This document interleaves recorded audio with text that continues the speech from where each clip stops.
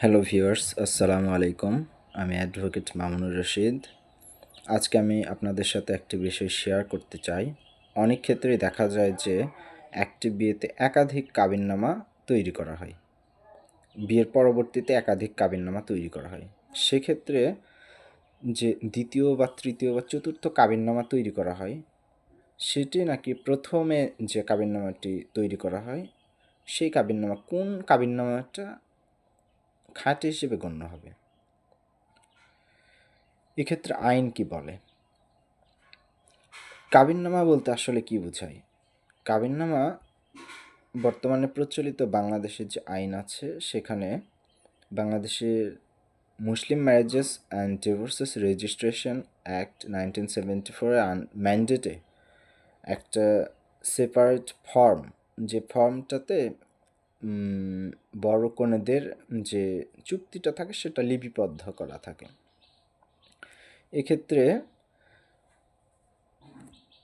প্রথম নাকি সর্বশেষ কাবিননামা কোনটি চূড়ান্ত হিসেবে গণ্য হবে? এরকম প্রশ্নের অবতারণা দেখা দিলে প্রথমে যে বিষয়টিকে বিবেচনা করা হবে, আসলে কি সেকেন্ড, থার্ড বা ফোর্থ কাবিননামা তৈরি করা যায় কিনা।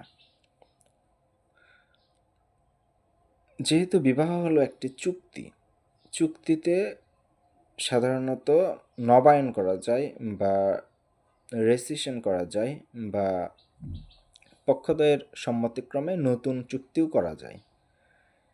একই রকমভাবে বিবাহের যে চুক্তি, কাবিননামা, এটা যদি পক্ষরা মনে করেন তাহলে তারা নবায়ন করতে পারেন। সেক্ষেত্রে পক্ষরা নবায়ন করলে কোনো অসুবিধা নাই। তারা অনেকে দেখা যায় যে প্রেম ঘটিত কারণে বিবাহ করার সময় কাবিননামাতে দেনমোহরের পরিমাণ অনেক কম রাখেন। পরবর্তীতে দ্বিতীয় বিবাহ যখন পারিবারিকভাবে আনুষ্ঠানিকভাবে হয় তখন একটু বৃদ্ধি করেন দ্বিতীয় কাবিননামায়। এটা স্বীকৃত। এ ধরনের ক্ষেত্রে দ্বিতীয় কাবিননামাটি গ্রহণ করা যাবে। কিন্তু যদি দেখা যায় যে দ্বিতীয় কাবিননামাটি আসলে পক্ষদ্বয়ের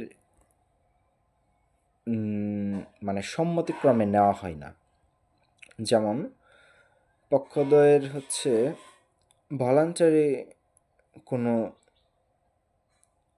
ইচ্ছাই ছিল না যে তারা ওই কাবিননামাটিতে দ্বিতীয় কাবিননামাটিতে যে দেনমোহরের পরিমাণ বৃদ্ধি করবে এরকম কোনো ইচ্ছা ছিল না। এটা প্রতারণামূলকভাবে করা হয়েছে, অথবা দেখা যাচ্ছে